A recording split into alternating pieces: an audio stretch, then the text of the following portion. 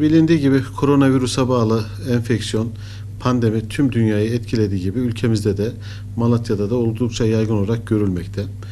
Covid-19 hastalığının tedavisi şu anda yoktur. Bir ilacı bulunmamaktadır. Bu nedenle bu hastalıktan kaçınmanın yolu mesafeye dikkat etmek, maske takmak ve hijyeni sağlamaktır. Başka bir ilacı yok. Yani bu hastalığa yakalandığı zaman bir insan hafif de atlatabiliyor ama ölümle de sonuçlanabiliyor.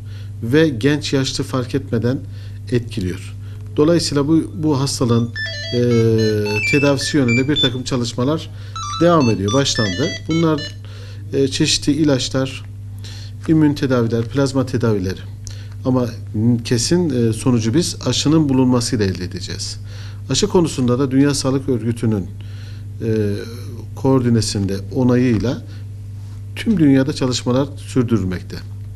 Bu çalışmalardan biri olan Çin firması Sinovac firmasının Covid-19 aşı çalışması Türkiye'de 9 ilde yapılmakta. Bu illerden biri de Malatya. Malatya'da da İnönü Üniversitesi Turgut Özal Tıp Merkezi'nde yapılacak.